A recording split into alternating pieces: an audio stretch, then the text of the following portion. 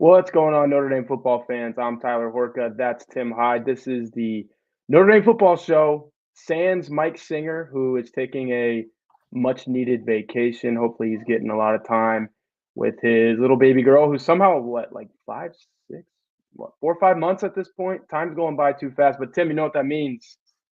We're getting close to Notre Dame spring practices. So, we got to do some of this housekeeping stuff on this show. I think that's what today's going to be a lot about. Just kind of Yeah, what's we're just happened.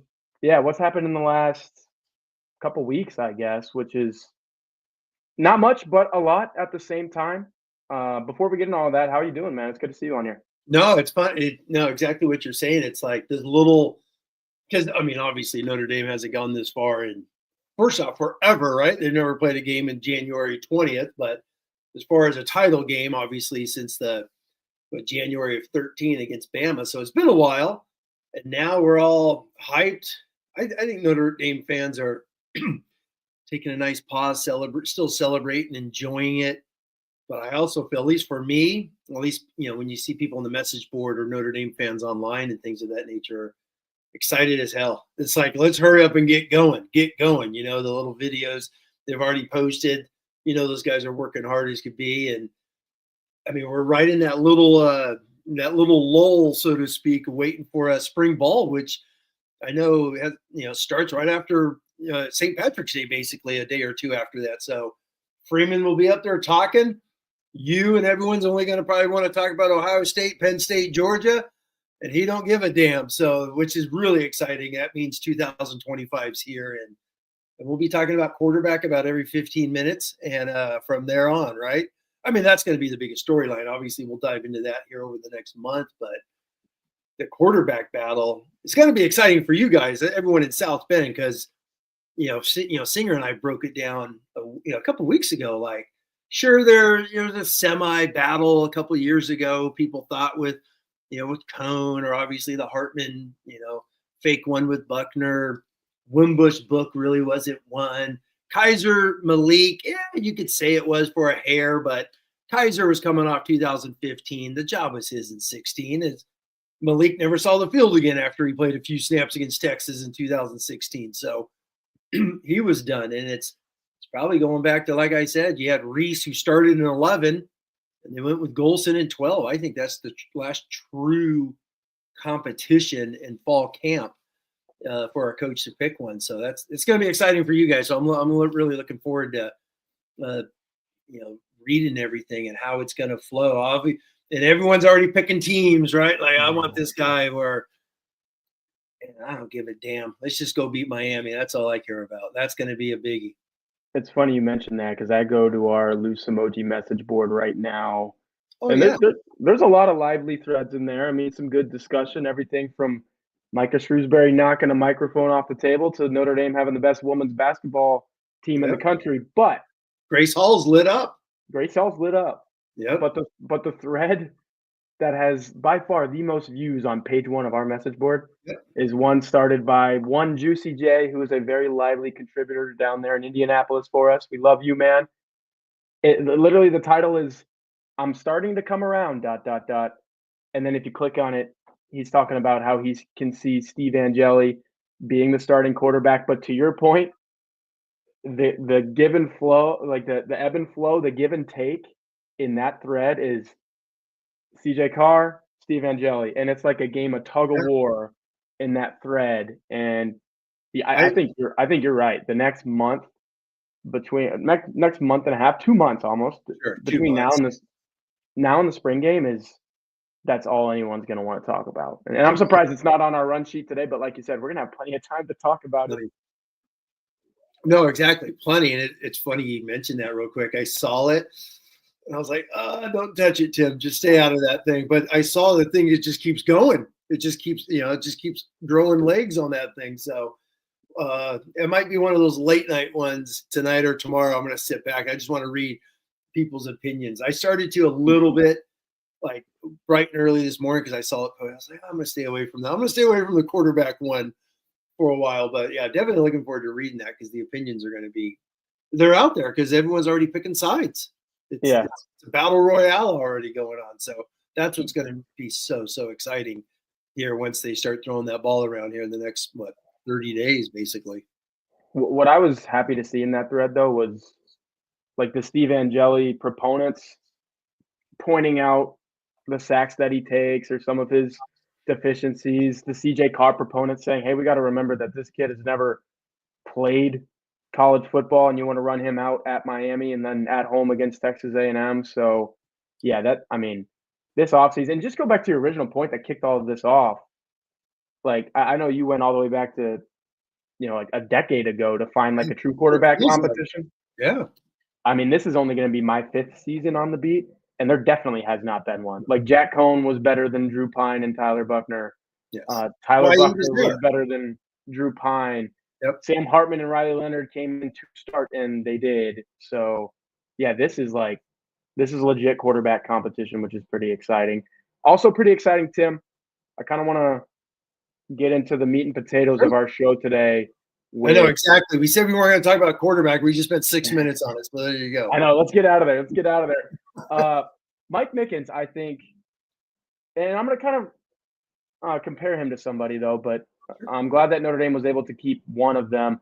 Mike Mickens, kind of like Dylan McCullough in the sense that every year that I've been on the beat, like I just said, 5 years, and I guess Dylan came in a year or two after that, but every year that Notre Dame had these guys, Tim, it felt like, okay, he's going to go somewhere. He's going to go somewhere. And eventually Dylan McCullough goes to the Las Vegas Raiders. And what is that report accurate that he's like one of the highest paid running backs coach or the highest paid running backs coach in the NFL? So like, obviously you go, but from our perspective, covering him at Notre Dame, it was, yeah, obviously he went because he's that good. Mike Mickens, I think, is another guy that's going to be in that, obviously he's going to take this job or that job category because he's that good.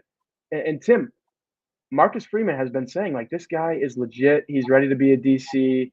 He probably could have become a DC somewhere this offseason cycle. But as this post from my colleague, my coworker, Jack Sobel on social media says, Mike Mickens posts on Instagram, basically a little comeback tour type of post. He said, "We'll be back," with the little shamrock emoji up there. You can see he's got Lil Wayne's Fireman. I used to listen to that back in the day when I was a teenager. Back in the day for me, Tim, was only like a decade and a half ago. But notwithstanding, it seems like he's fired up to be at Notre Dame still.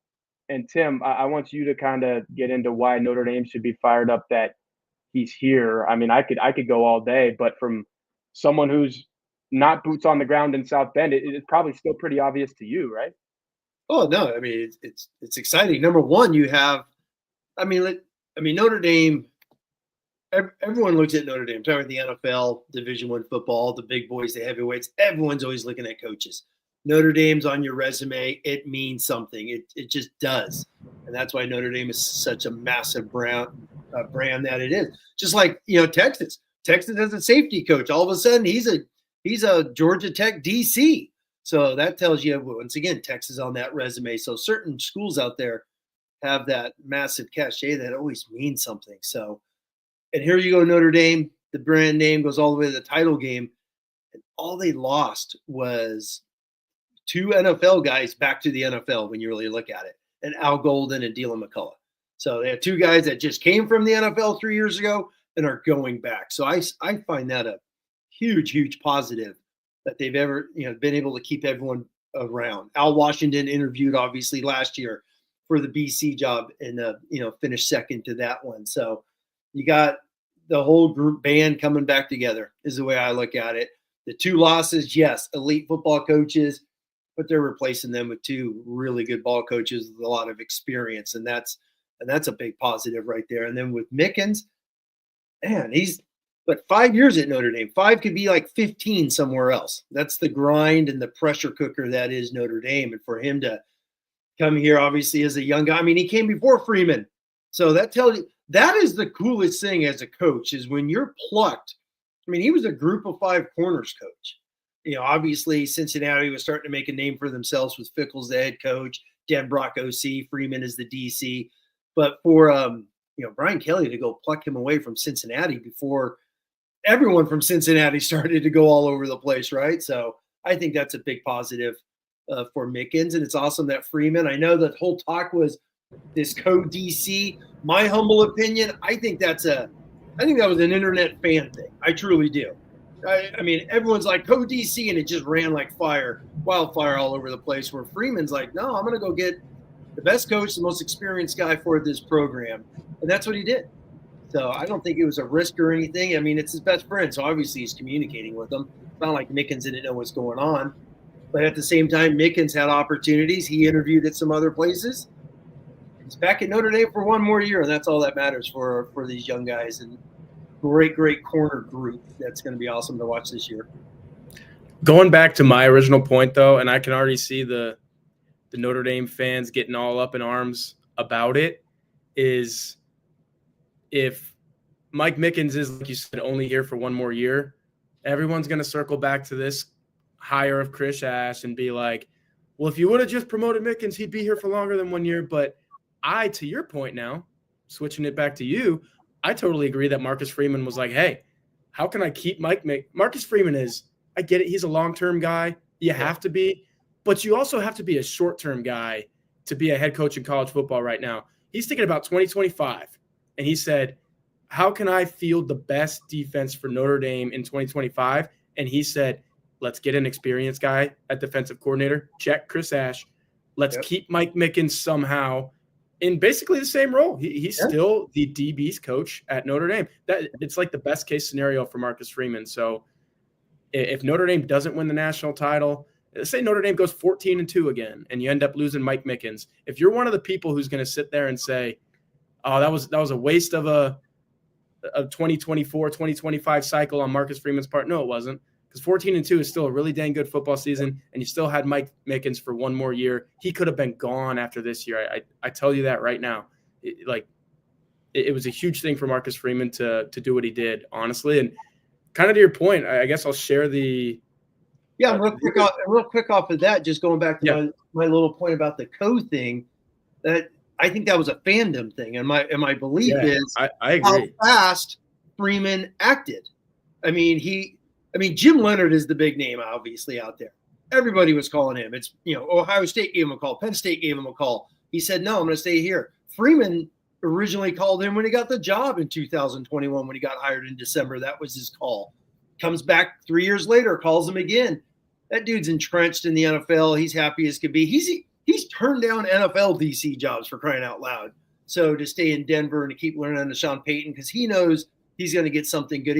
He's kind of like the Johnson coach from Detroit, who turned down every job for 3 years before taking the Bears this season. So that's why I'm like, I think that thing was kind of a media thing, media meaning fans and whatnot, because he went to Leonard, talked to Knowles over a cup of coffee, hired Chris Ash the next day.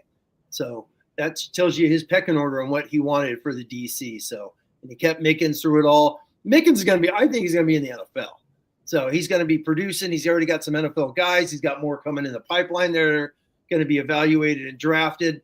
He's going to be an NFL DB coach here. I think next year. This time next year, I wouldn't be surprised if he's in the NFL. I think we're on the same page there, because who did I just compare him to at the beginning of all this?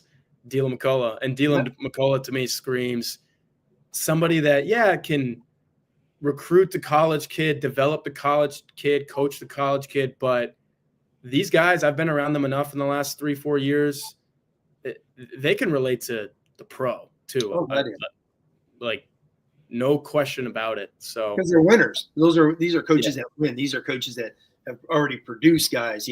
Everyone knows who Mike Mickens is because of Sauce Gardner. Things of that nature. So that's an easy resume thing. And yeah, I totally forgot, just real quick, when me and Singer were talking last week on McCullough when he took the Raider job, was before he even got the Notre Dame job. I totally forgot about that. He had New York Giants tried pulling him away. Here he was getting ready to go to Notre Dame, hadn't even signed his contract yet, and the NFL was still trying to get him back. So that the fact that he spent 3 years in Notre Dame is awesome. It just is. We got a great running back coach for 3 years, and that's the way you got to look at it. Some of the reaction I got from him leaving was like Notre Dame lost a big time one too. So that tells you everything right there. People that knew him as well were like, man, I wanted him around for as long as I'm associated with this program. So that tells you everything. But it kind of goes to what I'm showing here on the screen. Everyone says the same things about Juwan Sider as well. It's like, hey, this guy, what he did at Penn State, phenomenal. I think I put it on the message board this week. I know people who are around other programs, big name programs, who just randomly would text me or jump in my DMs and say, hey, that's huge that Notre Dame got that guy. Like, he's legit. He relates to these guys. He coaches them. He develops them. Those are all the same things you say about Dylan McCullough. Yeah. Relatable. He coaches the kids. He develops the kids. It's like that's the trinity right there of what you want. If you're a parent of an 18-year-old, where's my son going to play college football? I want to go somewhere where he's coached, he's developed, and the coach actually relates to him. And it's not just about those two things. It's like, hey, off the field stuff as well. That was McCullough. I think it's Sider. It's obviously Marcus Freeman. I'm running down the coaching staff here. Stop me if you want to talk about any of these guys, Tim. Yeah, real quick on the new running back coach, Sider. Yeah, that's exactly the same title McCullough had. So the graphics team didn't have to change anything; they just swiped names.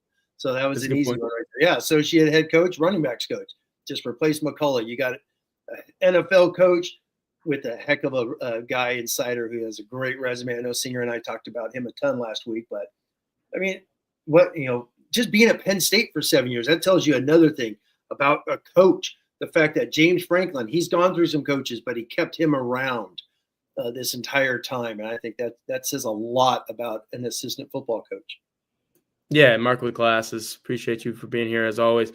You know it's going to be a good hire because Penn State's devastated over it. Yeah, they're devastated over it because, like you said, Tim, he was there for, over half a dozen years. So really good running backs, good recruits, some young top 100 running backs coming up through the pipeline. So, yeah, I mean, he left Penn State in a great spot. Chris Ash, obviously, we talked about him. I said it on a show a couple weeks ago, I think. I keep saying it. I go back to him being hired by none other than Urban Meyer twice. That tells me something. And I get it didn't work out the second time, but that wasn't Chris Ash's fault. What happened the first time? They won a national championship. There's something to that. Mike Denbrock, I feel like he was the talk of the town last year's coaching cycle, right? Because you get him from LSU. He just helps a guy in Jaden Daniels win a Heisman Trophy.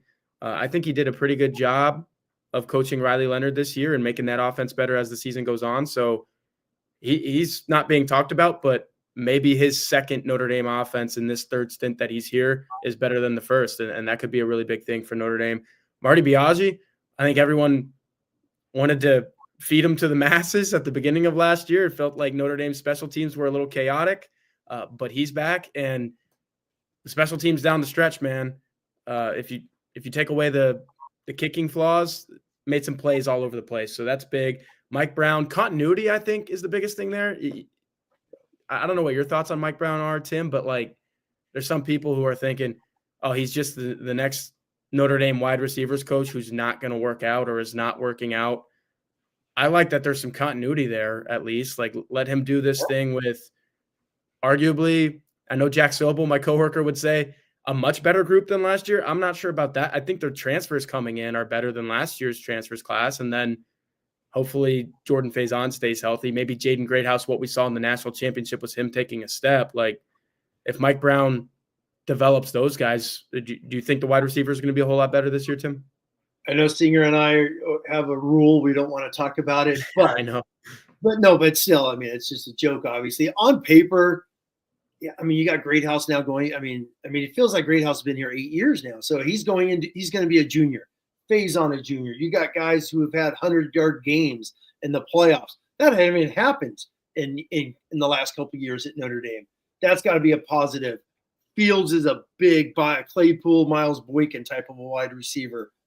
I love the Pauling guy from Wisconsin. Heck of a wide receiver. Me too. He's very multiple. Could play outside, to the wide side, kind of like what Mitchell did. Faison has done that. And obviously he's a true slot.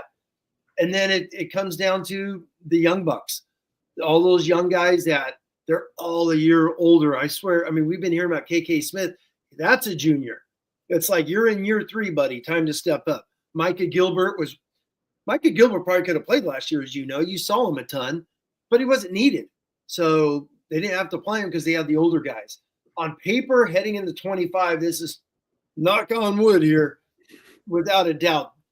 The best group since Freeman's been here. Or no, 2022, they didn't have anybody.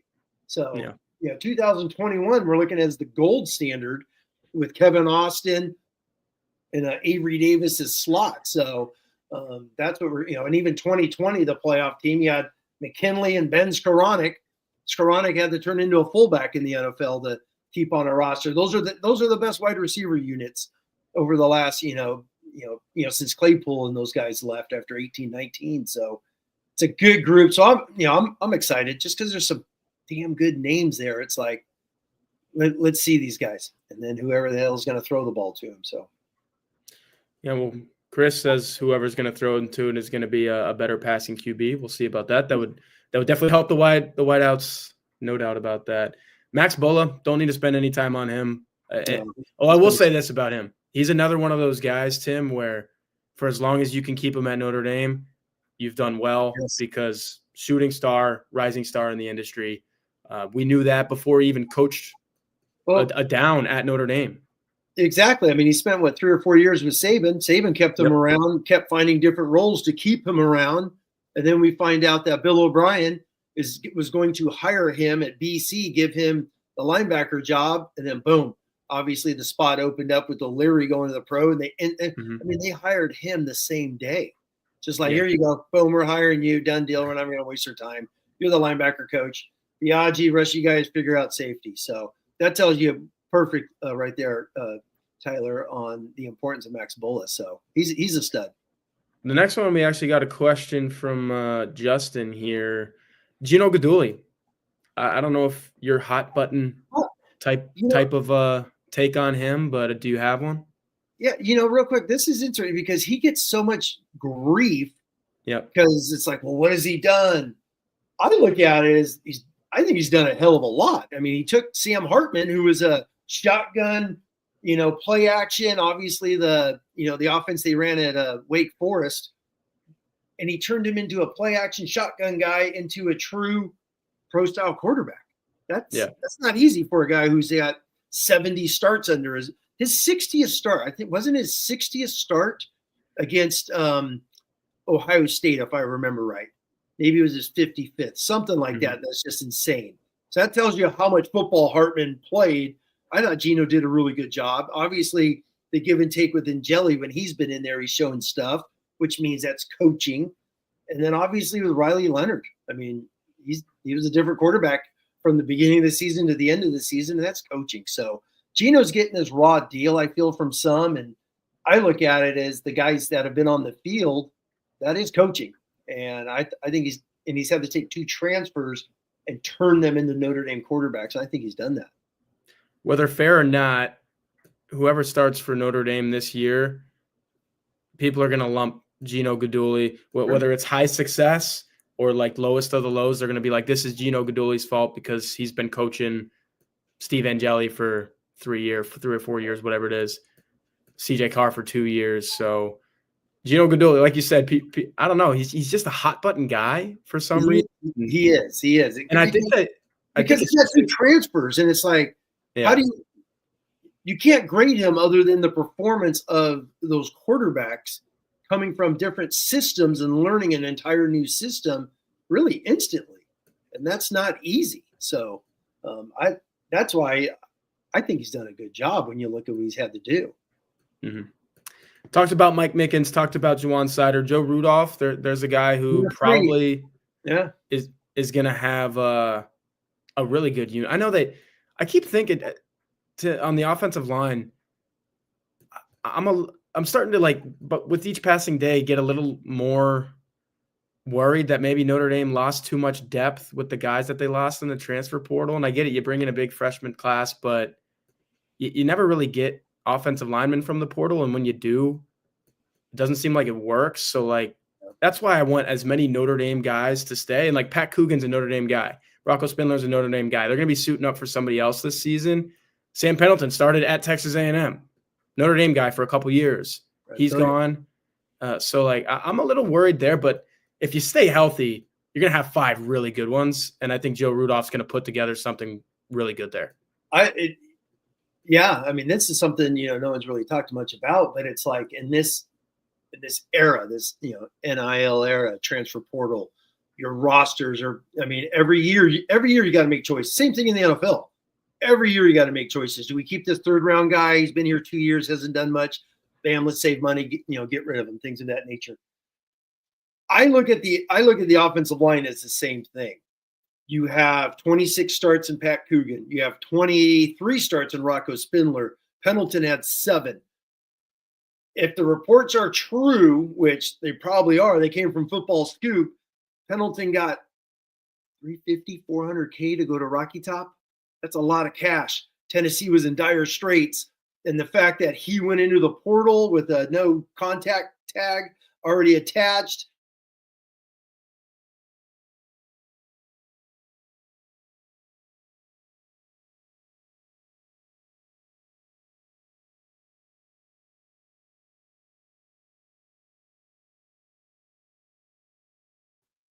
Can you guys hear me? Are we good? Are you there, Tyler? Everything just went out and you're on mute. So you're on mute. Everything just bugged out. But I'll keep talking if you guys. Yeah. I got you. I don't know if it was my end or your end, but I got you. It was you. Everything went out. Okay. I'm just talking like I'm in outer space hanging out with myself. But I think I lost you at yeah, keep going. No, I was talking about Pendleton, but with Coogan, it's like if you bring Rocco Spindler back and Pat Coogan back, who's to say Sullivan Absher doesn't leave? So what's the basically the return on investment, right? What is the the cost basis analysis? Break out your old econ books when you're in the senior in high school. It's like, what do you want? You want Coogan back for 12 plus games, or do you want Sullivan Absher back for 25, 30 games? Chris Tarrick, some of these young guys and that nature. So that's the way I looked at that. Those are 5th-year decisions. We had to I mean, who's to say Ashton Craig? Ashton Craig's going to be his 4th year in the program. He came in with Emil Wagner. It's the same thing. What if you brought Pat Coogan back? Ashton Craig's like, well, I'll just take. I have what is that? See, 2-3 years left of eligibility with another red shirt, so to speak. I'll go to IU and play. He'll take the 3 years. So I think those things are important. That's why we'll get into the new GM, player personnel, all these things. That's what happens. So I think people need to look at some of those things when you lose an older guy like that. Because if Rocco came back, I bet you $5 Sullivan Absher or someone else, would have transferred. That's a really good point. Yeah. I don't think I had thought about that enough. And that goes back to my point earlier about Marcus Freeman having to think about now, but also having to think about the future. And it's not always the same. Like there's nuance to this. And some of these decisions are for now, Chris Ash. Some of these decisions are down the line. It's like, sorry, Rocco, you'd be good for us now, or Pat, maybe you'd be good for us now, but we've got some guys who would be good for us for a couple of years. So that's a really good way of putting it there. I think when I say we, obviously Notre Dame fans, when we see these guys leave, especially older guys, like, oh man, I really didn't want to lose him. Sometimes you got to be like, yeah, it's okay, because we still got these other 3 young guys that are going to be around here for 2 years, 3 years. And you got to look at that, I think. And that's just going to be part of the GM role. 100%. And we're going to get to that. We're going to bring on somebody else. If you guys saw the promotion for this video on Twitter earlier today, we've got Kyle Kelly coming on to talk a lot about that. I'll have some thoughts. I know you have thoughts, Tim, the way that college football is going these days, the GM thing. Like I said, Mike Denbrock kind of dominated the last silly season, coaching carousel, whatever you want to call it. It's been all GM for like the last month here. So I can't wait to talk about that. One more guy on the coaching staff, Al Washington. I wrote a really good feature on him. I think he's a great dude. He's another guy that, imagine that, another guy that gets a lot of hate from Notre Dame fans. But any striking thoughts on him, Tim? I know that's a position group in particular that needs to be better. I actually, as much as I like Al Washington, I came away from the national championship game thinking, and I get it, the Riley Mills injury, even the Jordan Botelho injury, Boubacar Traore, all of that. But even if Notre Dame had, I saw somebody on the message board the other day say, Notre Dame wins that game if they have Riley Mills. I don't think so. And I love Riley Mills too. But I think, Tim, like there's a certain level that Notre Dame needs to get to along the defensive line. You could look at Ohio State's defensive line as an example of that. Any of the teams that have won the national championship in the last forever, maybe, that like they have dudes that just can dominate. And Yes. Howard Cross, really good player, but you always kind of have to add that for his size moniker there at the end. Or Riley Mills, really good sometimes, like dominant when he is dominant, but other times not so much.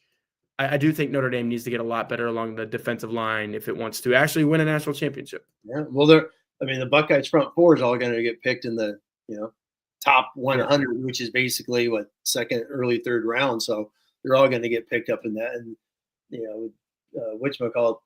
Williams, the D tackles, and tons of first round type picks. So you expect him to be in the top 40 when it goes from there.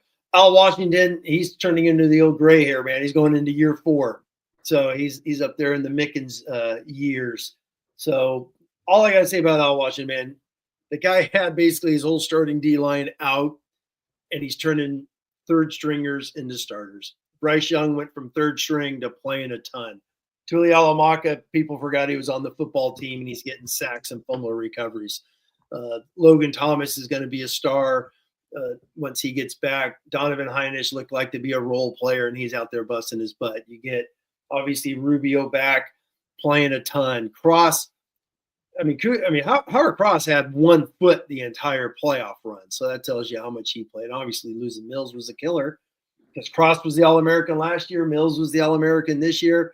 They balanced each other out. Now they're both gone. So true test, man. In year 4, they've been getting a lot of miles out of a lot of old guys and transfers. Oben, Baptiste last year. Now those guys are all gone. There's going to be a ton of guys we haven't seen that are needed out of that 23. The 2022 class is gone, right? It's Gobira. Heinisch is left. He's always the forgotten guy. And Tyson Ford. That was your D-line class in Freeman's first year as DC. So nobody, when you look at it. So the 23, 24 classes need to step up in a big way. But I think Al Washington's a hell of a ball coach. It's a good group. I mean, even the last point on the staff, when people talk about Chris Ash, it's like I went back and just started looking at, scoring or yards per play, because people want to be like, well, he gave up 400 yards. Yards per play in 2020 with that horrendous Texas defense I keep hearing about, they were 27th or 29th in the country in yards per play. All right. Clark Lee takes Notre Dame to the Final Four. I think they were in the 60s. And he gets a head job to the SEC off of that D. So that tells you the difference. You got a guy going to the playoffs, and you got a guy basically everyone hates. He's getting fired along with Tom Herman. So there's a lot of positives in Ash's background. I think he's going to do a hell of a job. Yeah, before we get into an ad read here to kind of break up the middle of the show, I did a Q&A with our Inside Texas guy, Joe Cook. I actually went to school with him back in the day, covered some college football with him back in the day. And the most striking thing that he said in that Q&A was, and I asked him straight up, like, Tom Herman gets fired. Were there some factions of the fan base? Because as soon as a coach gets fired, it goes all different directions. It's like a shotgun. There's people saying this over there, people saying that over there. And he said, yeah, there were people that would not have minded Steve Sarkisian coming in and retaining Chris Ash. Because sometimes coaches get retained. Yep. A lot of times now, I mean, pretty much every time, a guy of like Steve Sarkisian is going to bring in his own staff. Exactly. Especially the coordinator spots, yes. Yeah, but there were people saying, yeah, man, like he did a fine enough job to kind of stabilize. I think Texas's defense was in a really bad place before that. And yeah, yards per play, man. Jack Sobel, misspelled here, Justin. It's funny. Real quick, I went over like Texas the previous 4 years before him. One of the years they were in the hundreds. Bad. It's just like, my God. I know. Atrocious, exactly. Yeah, following those guys, atrocious during the end of Strong all throughout Tom Herman. So it was a bad. He's trying. I laugh when people want a greatest Texas thing, because you got a new DC and he's trying to coach over Zoom, because you couldn't do anything in person. And you're coaching over Zoom. Hey, you got your chalkboard behind you. Mm-hmm. Kids are sleeping. You're coaching for a guy who pretty much everyone knew was going to get fired that year It's walking. Yeah. and he did. So it was a no-win situation. And like you said, yards per play, key statistic. Jack Sobel, that's why I was bringing up his name.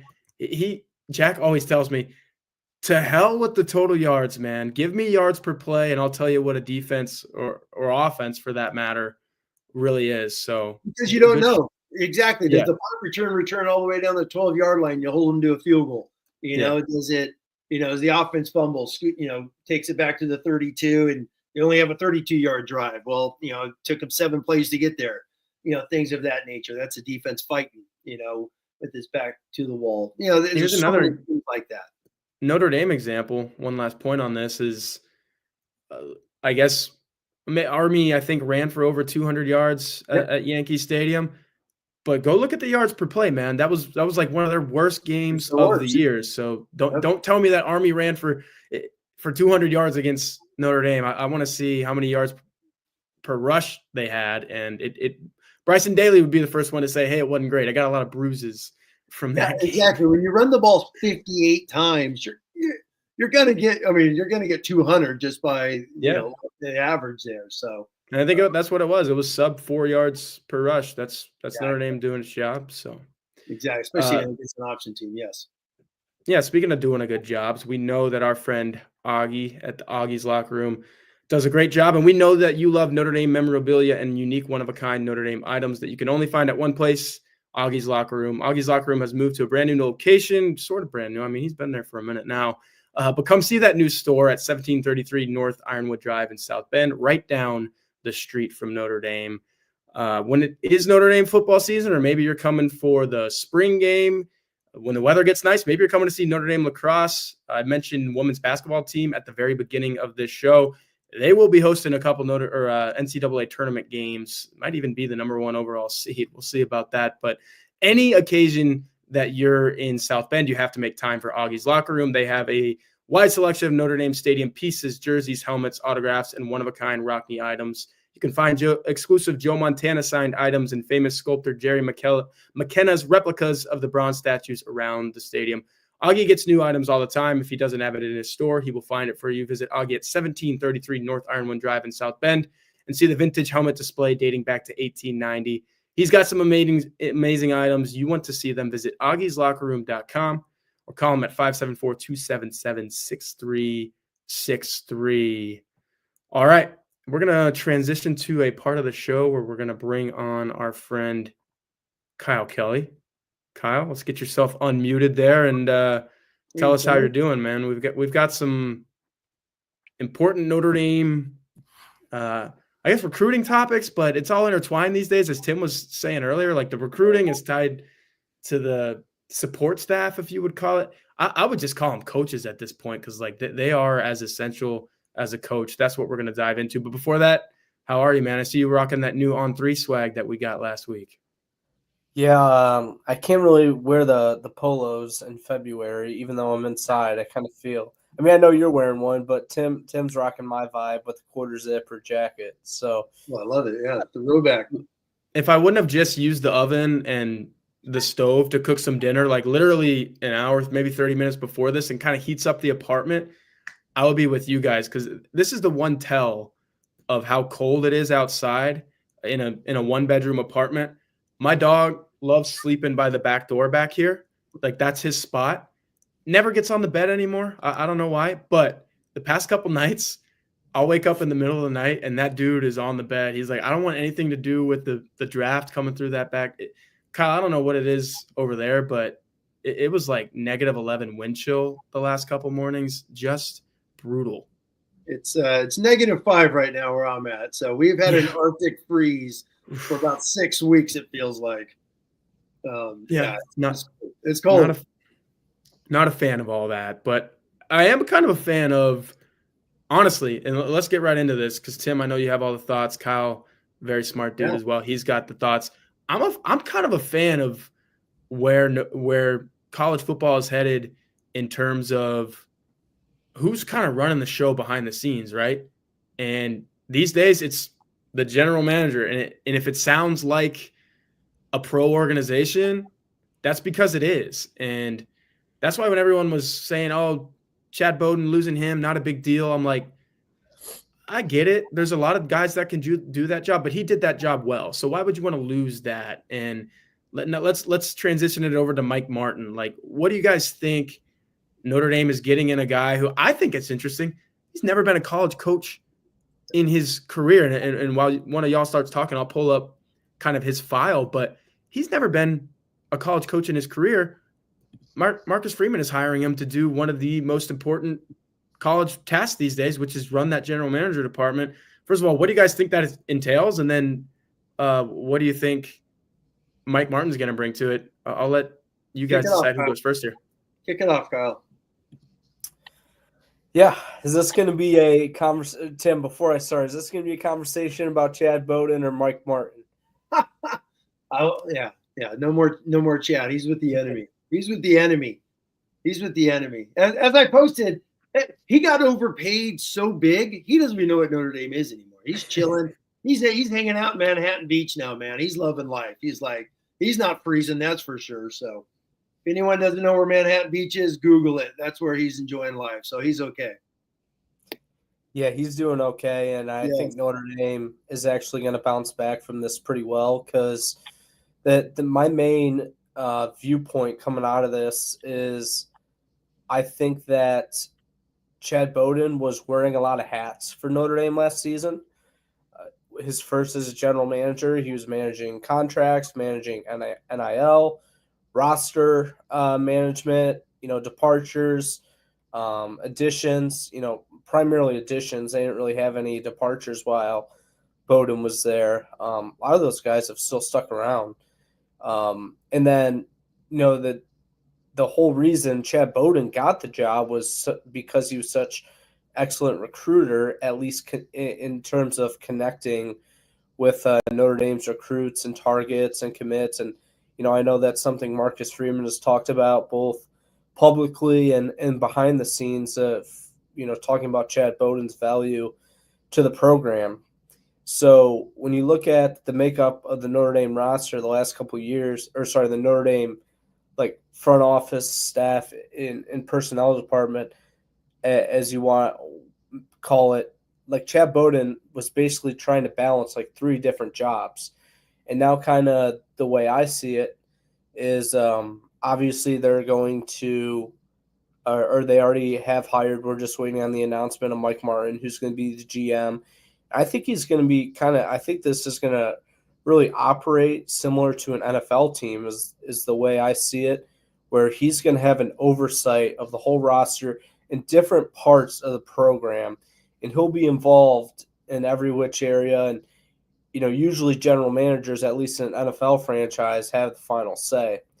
And then, the other thing coming out of this is, Chad Bowden took director of player personnel Zaire Turner with him to USC. So Notre Dame's looking for an additional recruiting staffer.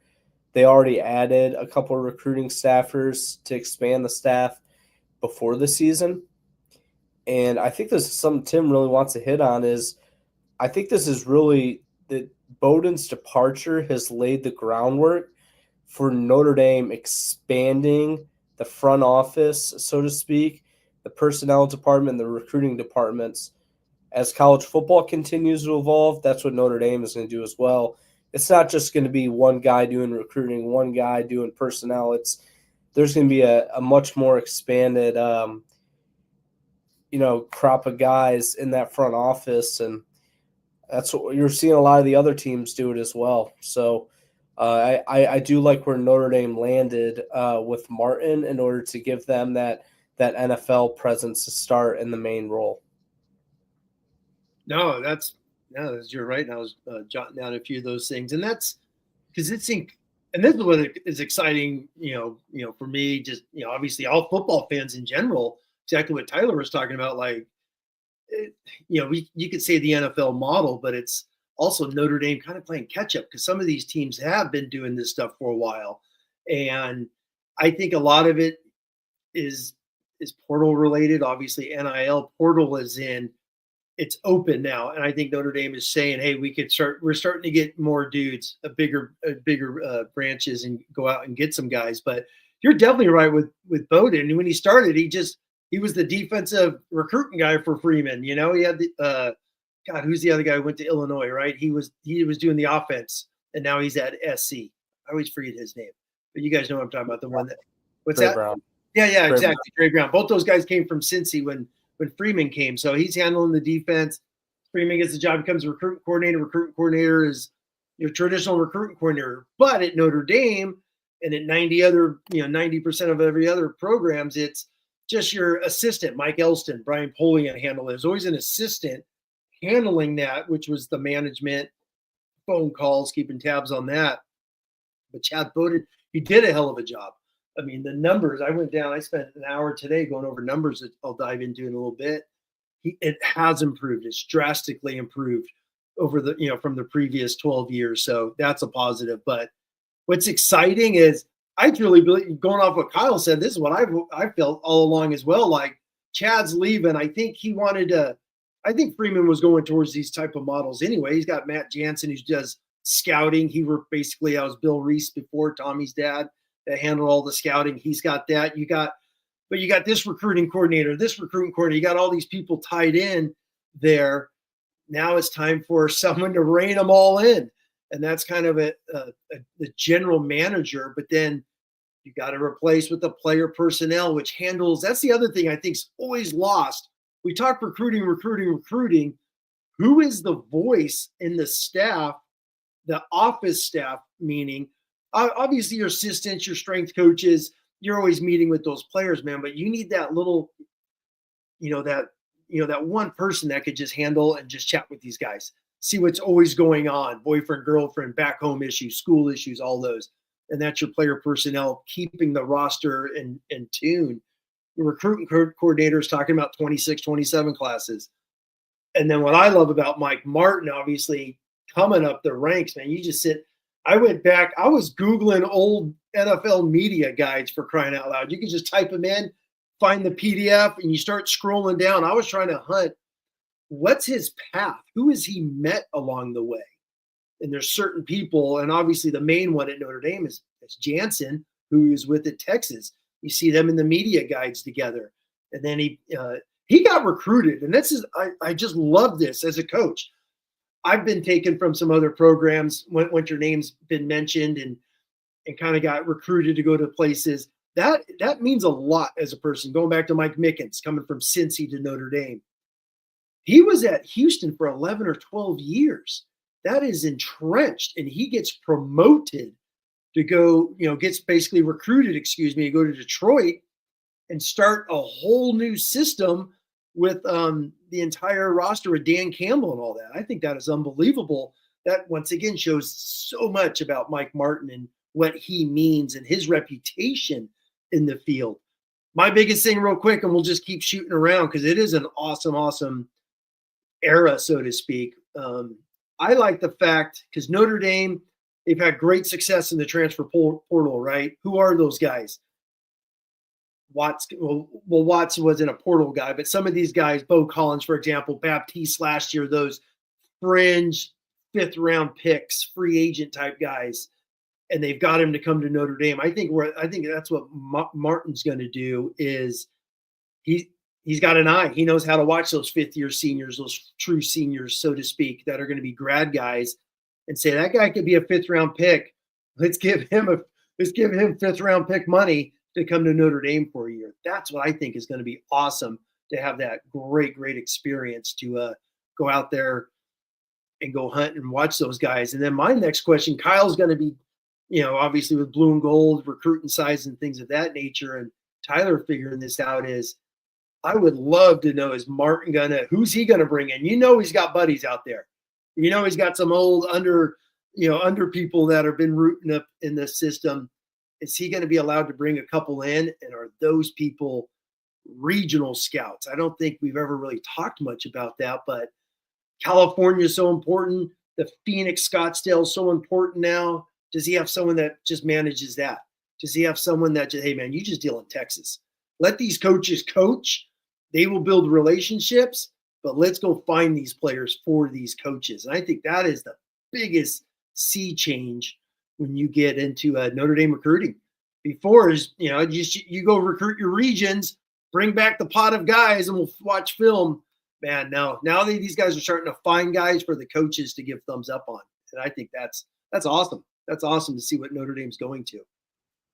I think it's kind of crazy that this whole operation, and that's why you make a really good point, Tim, that you need to bring in guys to help Mike Martin, and there's already some here in South Bend, but if he wants to bring his own, I guarantee you Marcus Freeman is like, please do, because I think this general managing of a college football program is actually, while we're in the infant stages of it, because it's finally like accepted to say that that's the way that they're treating it. And they are, like, general manager wasn't even a term until, Notre Dame first introduced it a year ago. Right. And that's the whole thing with Chad, going back to Kyle's point, which is excellent. Like, Chad's trying to talk to the young guys, talk to the guys on the roster. And Singer was just talking about, before he talked to SC, he was dealing in NIL contracts during that week, right after the Ohio State game. So he's doing 17 different roles. Sure, there's as Kyle could talk about, the Caleb Davis and all the other people in the office, and Jansen, the scouting department, but it just needs to get bigger. Bigger as in just more bodies. Goolsby and I have been talking about this. We were talking about this together, and when we first started with Singer, like, who the hell are the defensive analysts? They had like one. Now they got double, now they're up to 10. They're getting more and more and more. So they just hired 2 away. You could talk about those, Tyler. Right? Mm-hmm. They just hired a couple of guys this week in new roles on campus. So it's exciting because Freeman's obviously young, energetic, but he's like, that's what I want. I want that model, and I think that's what's cool. And the last point, and I'll shut up because I love this stuff. I think it's awesome. But Notre Dame, we talk about all the time, they're a massive brand. They're massive. They're huge. They're up on the Mount Rushmore when it comes to brands. And it's like, Notre Dame, man, go get the people to keep promoting this thing. There's no reason why Notre Dame should not be a playoff team each and every year. Yeah, the point that – go ahead, Kyle. Go ahead. No, I was just going to say, Tim, you want to know how Chad Bowden was juggling too many hats at Notre Dame, or wearing too many hats, or juggling too many things, is look at all the people he's brought in at USC and all the people that he's going to have working under him. And this is something we're going to have to ask Marcus Freeman, Tyler, when we get the opportunity in the spring, or, maybe when you guys meet with him in the summer. Is I just don't know if Notre Dame's there yet in terms of expanding the staff. Now, I can't credit myself for this reporting, but I remember sometime over the last couple of years, one of our colleagues mentioned that, one of the drawbacks for Notre Dame expanding the staff before was that they just didn't have the room and the goo. They didn't have enough offices.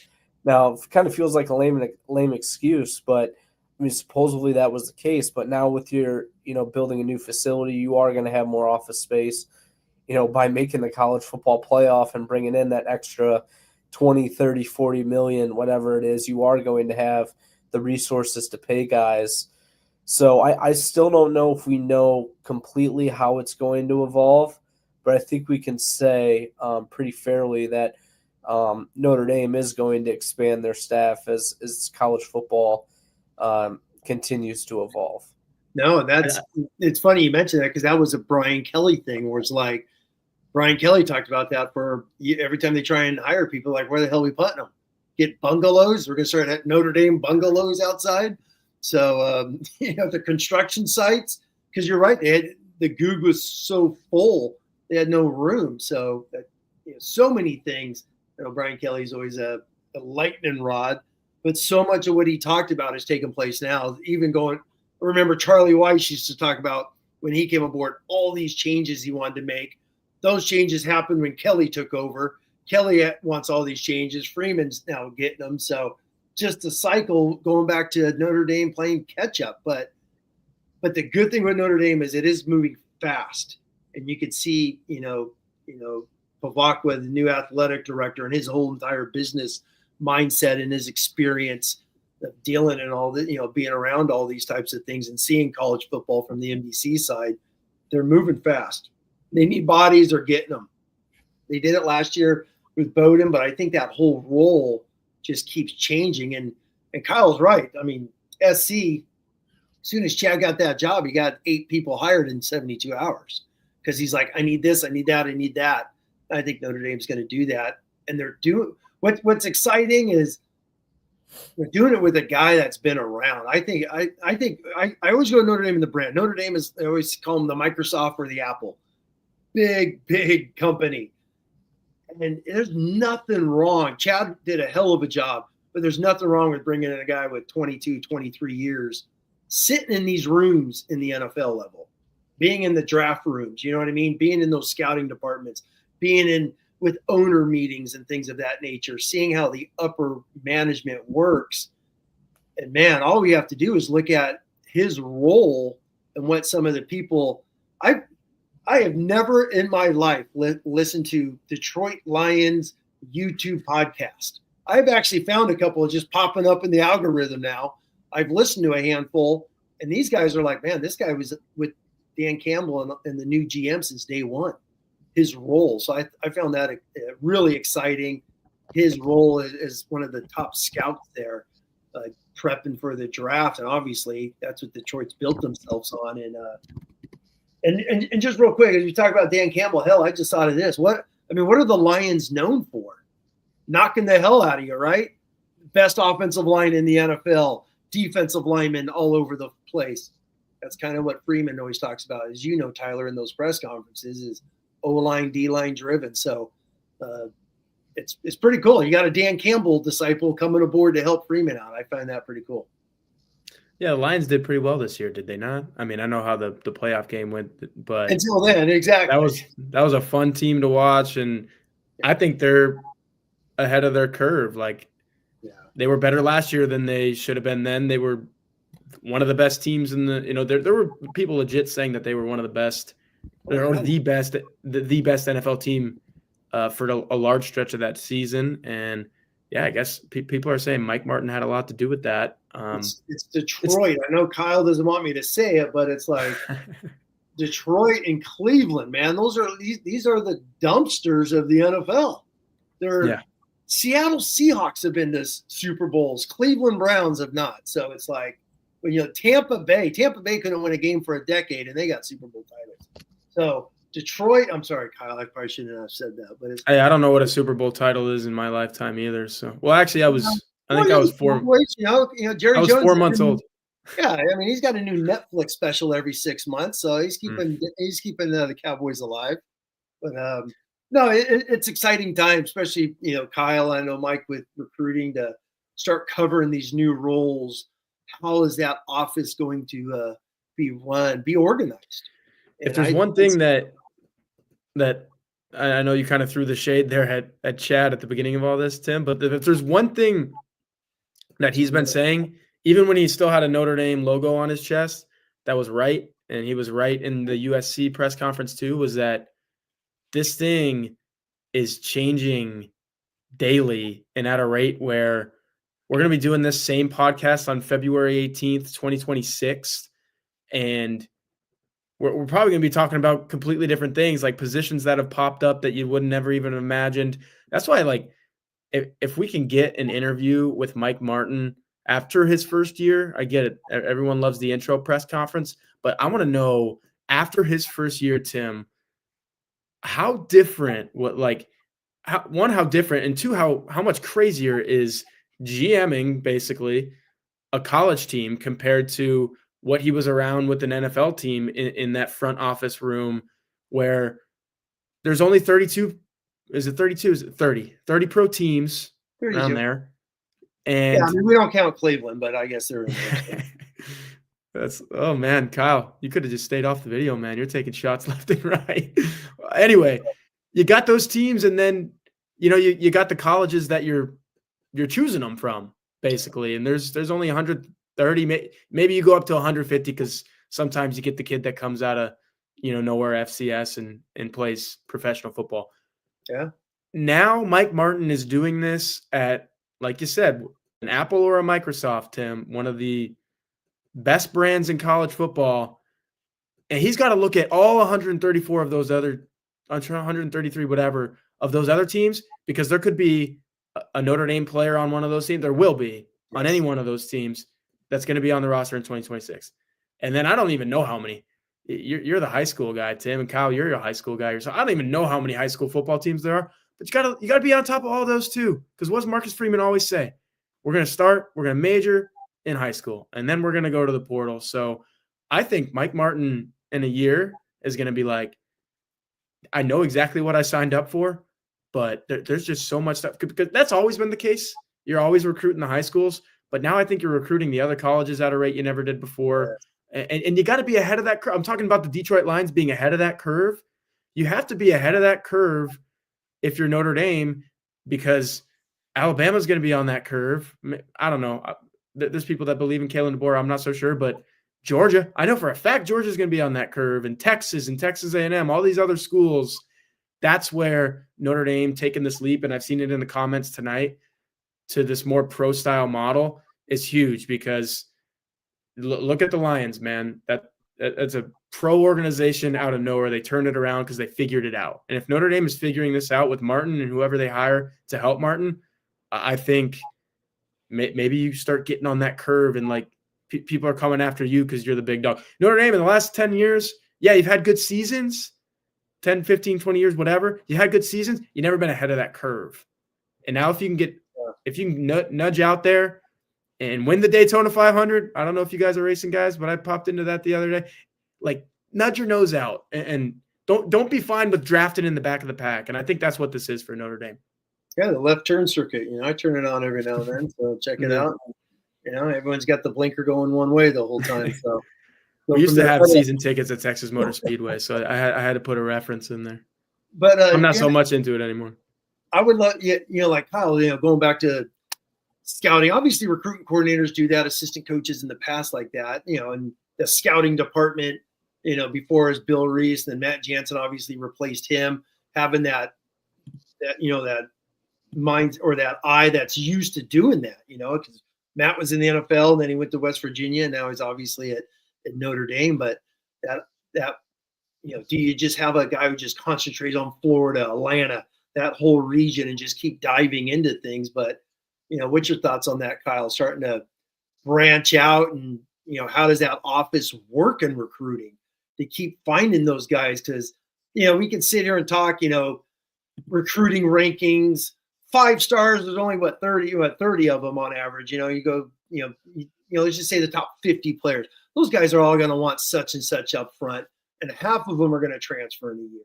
So what are the odds, and what is the risk of that, to where you just keep going out and you find Isaiah Foskey out of Concord de La Salle, who was a tight end DN and ends up being a second-round draft choice, just throwing him out, or Xavier Watts, who's a 3-star receiver, ends up being one of the greatest safeties in college football history. So keep going out searching and finding those guys. Howard Cross, was a guy where his rankings were and things like that. Trey Ori. Find these guys out of certain regions, Catholic schools, leagues, or whatnot. So what's your thoughts on that, Kyle? Yeah, before you kind of mentioned that earlier, even before the show, I didn't really think about that, about bringing in to have area scouts, so to speak. I don't know how realistic that is. I mean, I know there's a lot of, when you talk about the Alabamas and Georgias and LSUs and the Ohio States, like those types of programs, they have pretty expanded staffs, but I don't know if any program has gotten to the point where they just have certain people in different areas. But that's a pretty good way to look at it. And real quick off of that, Kyle, my thinking is Bama's obviously more southeast. USC obviously, Lincoln's trying to recruit Texas, Atlanta, but it's real. Texas is Texas, A&M in that area. But Notre Dame's a national school, so right. Yep. How do you not go out and just hire 4 or 5 film grinders that he's heard about or knows about, and find 4 or 5 guys, like, boom, you got these little sections of the country, because Notre Dame's such a national school. That was my thinking. And that's all, once again, the NFL model. Mike Martin, all you did, you just went and just recruited the Northeast, and all you did was watch practices. You go on those, that's going back to the NFL media guide. I started going on these things, and I mean, they got 12 scouts, and all they do is small little sections. And then they come back and they have all their reports. So that's kind of a mini NFL model if you had 4 or 5 guys working under. And I always bring up Matt Jansen because as Kyle knows, there is a handful of people in those offices, and Tyler, you as well, who don't get mentioned. Chad got all the praise like crazy. That's, one of the, and it is. I mean, he's the name and he got it. But there's a handful of people still in that office, Kyle mentioned, that are working 20 hours a day and working their tails off. So that's what I got thinking real quick on the scouting thing of Notre Dame's a national school and they got to find guys in 50 states. Well, to that point, I know that Michigan tried this, probably a decade ago now when they first hired Jim Harbaugh. They first kind of started it with the satellite camps in different areas. But I know something that I can speak to is that there was a football coach here in Northeast Ohio. Well, I'm from Northwest Ohio, but I know Ohio high school football pretty well. There was a pretty accomplished high school football coach here from Lakewood St. Ed's, Tim. I'm sure you know the school. His name was Rick Finati, and Jim Harbaugh hired him on staff at Michigan in some sort of personnel role, some sort of made-up title, I think. And his sole purpose was to help Michigan drive a wedge into Ohio and get some of those top recruits to Michigan and sign with the Wolverines. And so, like, teams like Michigan have tried that approach. So I guess that's kind of another way to look at it. No, I was going to say, and he did that with Partridge, who was part of the Connor Stallions thing. He was one of the big high school head coaches in Jersey that he hired away to build that Jersey connection, Jersey Northeast, because he's had some great guys out of Massachusetts play for him there in Michigan. So that's a great example, going from there, using some of that. Once again, Harbaugh's an NFL guy.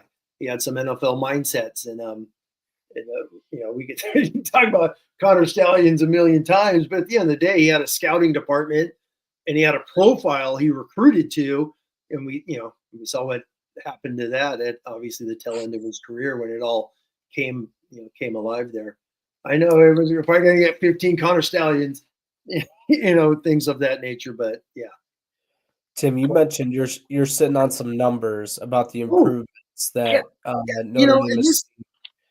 Exactly. And I started diving into this because I know, we always hear about Brian Kelly, Marcus Freeman, recruiting. And then I just started looking at the player rating, and it's going off of your article, by the way. If you want to, give Kyle a little hype there, Tyler, that's always good. Where, Kyle's mock 2026 came out, and, and what I like to do is just look at the rating to see where it lands. Well, the rating is, it was 90 out of those 18 guys you listed, Kyle, is 91-15. But 91-15 would be the second best class in the Brian Kelly era. The best one's the 2013 class, which was 92-74. So you almost have a 93, which is a group of 100 type guys. So that's where that rating was. But just going back, since Chad and Marcus Freeman came together in 2022, I know it's half Kelly, half Freeman, but let's just say they're all together, right? The four classes with Freeman and Chad Bowden, as much as I like to, poke at him every now and then, it's all good. Every single one is above, in the 91s. So you have the last four. So in 22, you had 92.6, 92.1, 92, and then a 91.5. Brian Kelly's classes, guys, only hit above 91 2 times. I found that fascinating. And that's in 2019 and 2013. That's it. And then one thing that I like to look at is, I talked about this with Singer last week, which I just, sometimes you just dive into numbers. We always talk top 100. I got this from someone off the message board like 3 or 4 years ago. He's like, no, just look at player ratings.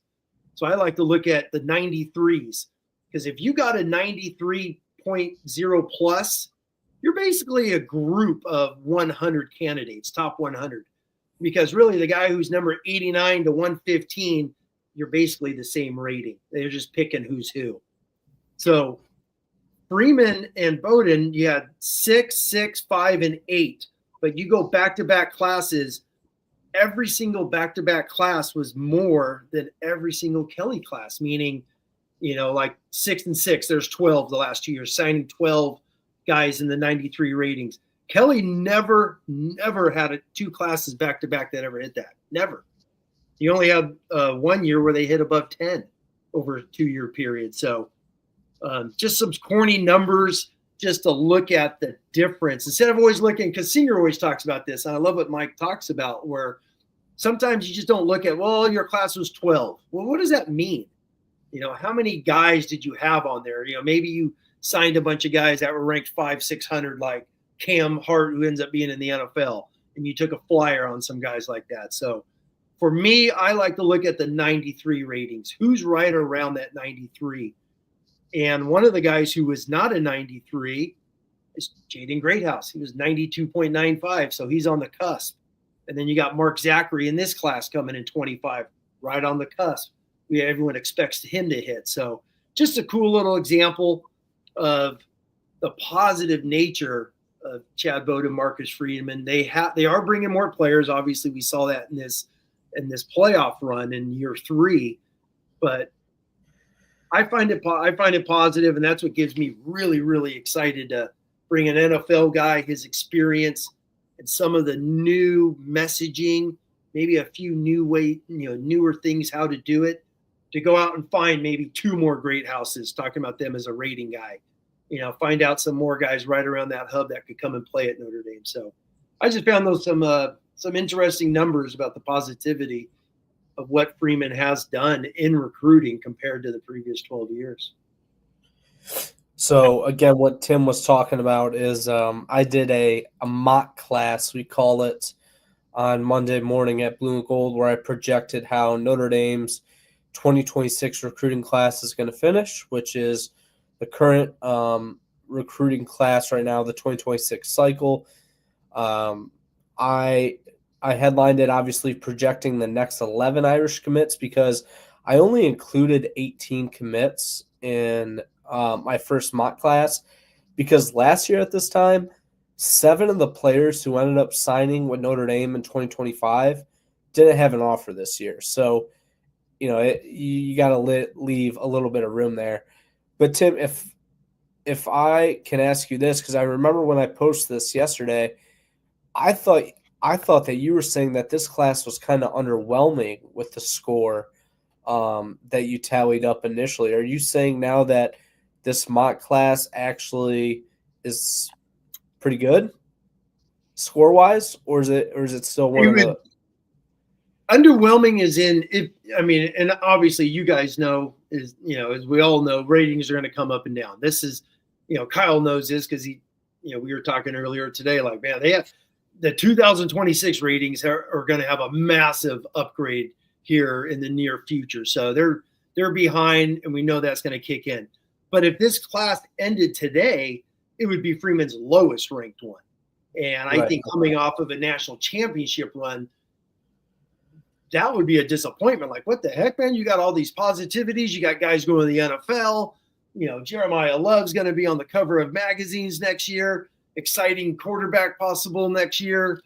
Talent all over the place. A preseason top 5. How the hell are we not getting more guys? That's the thing of if it ends today. But there's some dudes that you mock that are like way undervalued that are going to shoot up the rankings. So if it ended today, it would be his lowest class. But check this out, man. It's still, if the ratings don't change, Kyle, it would be Brian Kelly's second highest rated class. That tells you the difference of what Notre Dame has currently on the roster. I found that's what hit me. Well, that's why I wanted to do the numbers. I'm like, man, is this a bad class? It might be compared to what Freeman's done, but it would be Brian Kelly's second best class. And I found that just fascinating, diving into the numbers. But they're going to hit on guys, as you already know. They've already offered a handful of guys, some new offers that are going to go out. So that's what we're going to see, a nice little change with Martin. And it's not so much him. I think, as recruiting, these guys have been doing all this for so long. They're probably starting to put new guys on the board to get a thumbs up or thumbs down on. So I think that's going to be that next wave that starts to hit that we hear about, which is always fun. I think you started to mention it, and I think it is an important caveat with this exercise is like not only are like some of these guys' rankings and ratings going to change, but say like for example, if you're the number 85 overall recruit in the 2026 class, and if you have a 94, 95 rating now, when the cycle ends, when the ranking cycle ends next winter, even if you're the number 85 overall player, your rating's probably going to be a 95 or a 96. So all these guys in this class, their ratings are going to bump up no matter what if they were to hold their rankings. So the rating of this class could if this say Notre Dame signed just all 18 of these guys, and when their rankings are finalized next winter, very well could be the highest rated class of the Freeman era. It's just a matter of all these recruiting services are being pretty patient with their ratings at this point. I have a friend that does not work in this industry, but follows high school football and college recruiting. Very very casually. He's more of a college football fan. But he always jokes with me is how can you assign stars and rate a high school sophomore?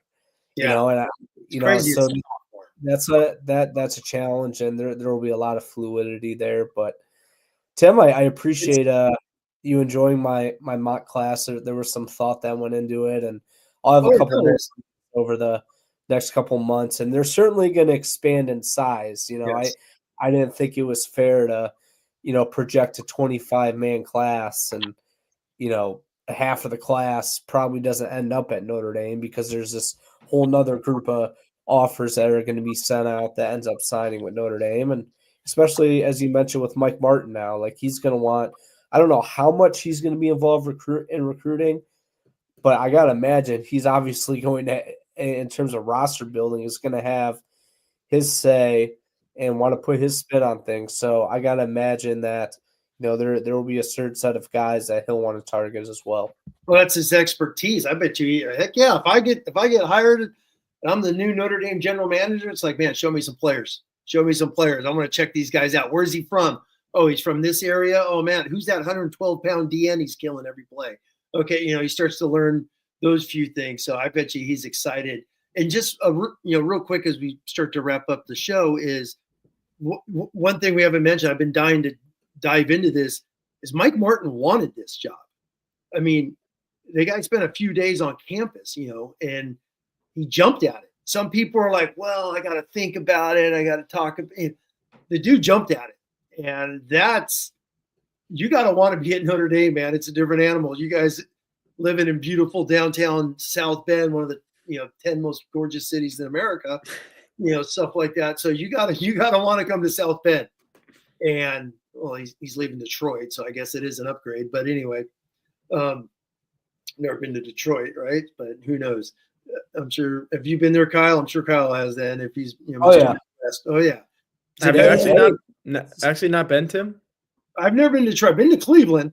I left real quick out of Cleveland, but I've been to Cleveland. Detroit's actually come a long way over the last 10, 20 years, but in terms of living arrangements, I don't know how much different it's going to be than South Bend, Indiana. It's not warmer, that's for sure. But that's what's I've exciting. been to Detroit 3 times, and then I want to make a point about all this. Go for it. Jump in. My parents took me to the zoo when I was like 5, so I don't even think I remember it. And then I saw the Dallas Stars beat the Detroit Red Wings a couple times at Little Caesars, so that was pretty cool. Plan on doing that again in April. But to your point, Tim, of wanting to take the job, and I think Kyle was getting at this a little bit too, with like how much is Mike Martin gonna like actually be involved in not developing, but putting together Notre Dame's roster? General manager to me, and it's kind of the reason I just talked about hockey for 2 seconds there, was I just listened to a podcast with Jim Nill, Dallas Stars general manager, ironically used to be Red Wings general manager when they were winning cups a decade and a half ago. The general manager of a pro organization hell-bent and meticulous to the nth degree on what that roster looks like. So Mike Martin's not going to bless Chad Bowden's heart, but Mike Martin's not going to be putting on the leprechaun suit and jumping through the hallways of South Bend International Airport for a recruiting ordeal. I don't think that's the direction this has gone. That was cool a couple of years ago, and maybe Notre Dame got a couple recruits for that. And Kyle, I know you go to these recruiting weekends all the time where you see some of that quirky stuff, and maybe that still works. Maybe there's still a place for that. But I think Mike Martin is going to be the Jim Nill who, the Dallas Stars just basically fleeced the San Jose Sharks for 2 players who are going to make them a Stanley Cup contender. I think Mike Martin's going to be the one that's like, how can we get this player to not go to, and Chad Bowden did this to a degree too, I get it, not go to, it's like Madden Faremo. You're going to need more Madden Faremo moments for Notre Dame. I think Mike Martin's going to be all over that. He's going to be all over the transfer portal stuff. General manager, if this is really going pro style, Mike Martin's going to be a whole lot more Jim Nill or insert your favorite GM of your favorite team who does a really good job and wins championships. Insert him on the line. It's going to be a lot more of that and less like recruiting coordinator or whatever it's been in the past at Notre Dame and at these other places. I think that's the direction that this is going. Let me dive into that just for all the YouTube fans out there is go to YouTube, type in your favorite NFL team. I know I've been giving Kyle shade with the Browns, but the Browns media department is awesome. There are some great behind the scenes draft. I eat this stuff up, man. Anything with Hard Knocks, I'll do. But there's the Lions Den, which that's what I did. I went and Googled Dan Campbell and this GM. To Tyler's point, man, that guy, all he does is look at film, players, and he's just constantly looking at the board like, do I move him to here to there? That stuff is awesome. The oh my God, the Eagles GM who's been getting all the hype, Rosenblum, unbelievable Philadelphia Eagles film on YouTube. Just go to their page, Google it. The Rams, I love Sean McVay. I think he's a stud. Him and Snead, the GM, great content from the last couple of years. So people want to learn about what Tyler said, what a GM does, man. Google your favorite team or YouTube them and watch some of these behind the scenes videos, man. It went viral last year with the Giants GM, right? Basically giving up on Barkley, and he goes and, best running back in the NFL, wins the Super Bowl. So all those behind the scenes moments are pretty cool. But you're right, man. Those GMs, man, this is their life because they're building rosters, building Super Bowls. The Chiefs guy's getting tons of hype for what he's done over the last few years. Who's the Niners guy, the safety? Lynch. Lynch is the same thing. So great videos out there to watch. And real quick, 30 seconds on Chad. Tyler said something. I think what Chad did was beyond needed, so needed. He jump-started Notre Dame, made Notre Dame exciting. Guys would show up, all those things. As corny as it is to the old farts like me, what the hell are you doing? Pretending you're a CIA agent. Kyle knows he's there. Families always thought that was cool. But he got excitement going for Notre Dame because Brian Kelly, we all know the purple face from Brian Kelly stuck. And I truly believe it did over the years in recruiting. He got really good football players. Mike Mayer, Kyle Hamilton, Nelson, Jalen. There's plenty of 5-stars he got. But that's Notre Dame. That's the brand. That's the Mount Rushmore of college football. They're always up there. You're always going to get those types of guys. I think the persona of Brian Kelly, I think, needed to get flushed and re-energize recruiting. And Chad did do that. There's no doubt about it. He did. And the numbers I read out have shown it as well. They are bringing in better football players. I think that's the energy at Notre Dame.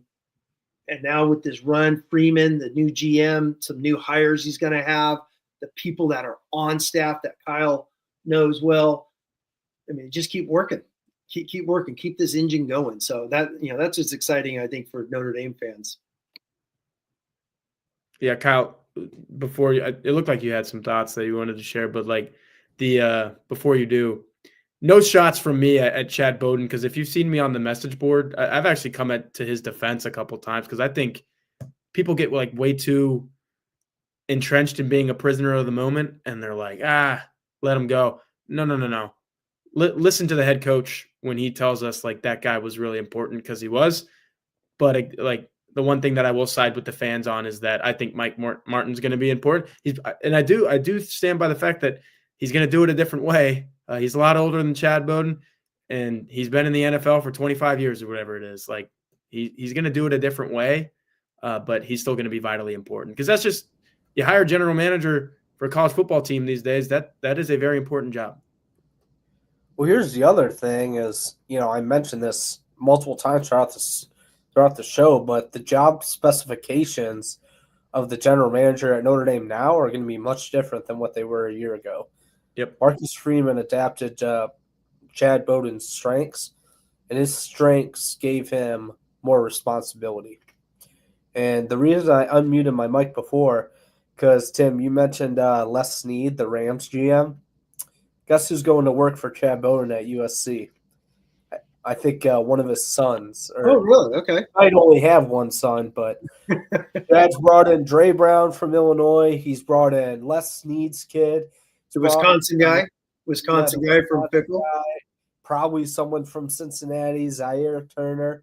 Yeah. I mean, he's really filling out that recruiting department. And summarize the show, probably won't be long before Notre Dame's doing the same. Exactly. But that's why I keep going back to Notre Dame does have a core. He did bring Turner.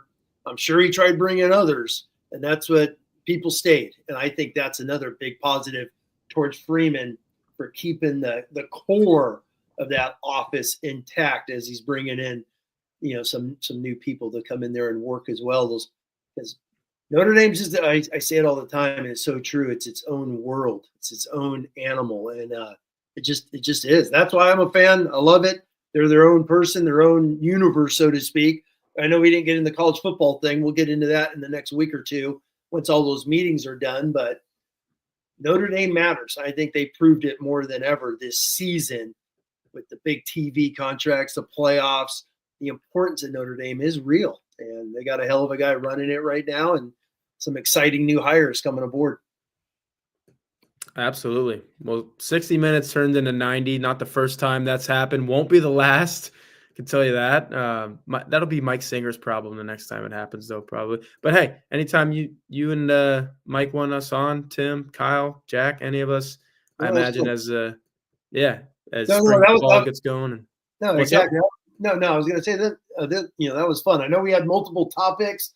I knew we were going to dive into the Martin and the whole, the old, because it's exciting. It's exciting. It's new. All those things. So, no, fun night. Good chat. And I'm sorry, Kyle, about his Browns, but they will be there. If the Eagles can win 2 titles in an era, the Browns. Tommy Rees, OC, man. It's Browns time. Real, very, very quick before we close out the show, let me just at least make my stance known. Yes, I follow the Browns and a Browns fan, but ever since the Deshaun Watson trade, I have become a major Browns hater. Honestly, you're a cynic, man. You're as cynical as cynical gets. I will give you credit for that. Dog this team any chance I can get. That's why I was like, when Tommy Rees took the OC job, I'm like, dude, I know you want to be an offensive coordinator in the NFL, but it's not the Browns. It is not the place to do it, man. So you can dog on the Browns all you want, and I'll just get that shovel and I'll keep piling it up. That's where quarterback careers go to die, coaching careers go to die. As Kyle's saying right now, fandom from random Joe Schmoes goes to die. It's just the Cleveland Browns is just a cesspool of bad things. The Jets, there's certain, it's like Jets. growing up in Los Angeles, always a big Laker fan. It's always the Clippers, same thing. It's like, you don't want to go to the Clippers. You don't want to go to the Clippers. There's certain programs that you just can't get out of your way. They're just, I love, like Clark Lee. I'm like, don't go to Vanderbilt, damn it. Obviously had a hell of a year this year, but certain programs you just stay away from. And, but one of these days, when it's like the Cubbies, man, and the Browns win a Super Bowl, they should just never play again. Just celebrate that year forever, and just we're done. We're done. But Cleveland will be insane if they ever win a Super Bowl. Seriously, that place is going to blow up. Every person that's ever stepped foot in Cleveland is going to go there for the party. So it's going to be as wild as event. cool as as cool as winning it with LeBron was, and you can talk about this as a Cleveland fan, right, Kyle? Like that's a football town. It's a football town. It's a football That's city. Ohio. Ohio's a football state, man. Yeah. I've been in and out of Ohio a dozen times in my life. It is football country. Yeah. Yeah. They want the Browns to win a lot more than the damn Cleveland Cavs. I guarantee you that. Well, if they're anything like Kyle, they don't want the Browns to win at all. So Right. Mistake by the Lake. That's the one that my dad always I never been in the Midwest as a kid, and he was always like, "Yep, Cleveland, Mistake by the Lake." I was like, I feel bad for people who live or from Cleveland then, because why would you want to live in a city that's called that, Kyle? Guys, obviously I'm a few years old, but I watched the drive and the fumble the next year, back-to-back years. I watched those live. I was a kid watching those things, and it's like, wow. It's like, watching that stuff live, especially the fumble year, because I was rooting for Cleveland. Like, oh, come on, man, because, you always root for the underdog. It's like the Cubbies in '84. Everyone thought they were going to win it, and the Padres knock them out when the Cubs had the best record in baseball in '84. That was going to be their year. And then Steve Garvey hits that home run to win it. But was rooting hard for Cleveland. I'll fumble it. So go from there. All right, moral of the show. We're going to end on this note. Never root for Cleveland, right? Never root for Cleveland. Obviously, all you guys root for Notre Dame. That's why you're here. We appreciate you being here with us. Like this video, subscribe to this YouTube channel. Can promise plenty more Notre Dame football talk next week, the week after that, forever. Can't promise the Cleveland Browns hate, but I guess maybe I can for as long as Tim's going to be on the show, and he's going to be with us for a while. So sorry, Kyle. Sorry to everyone who likes the Browns, but for everyone who likes Notre Dame, again, appreciate you being with us, and we'll see you next time.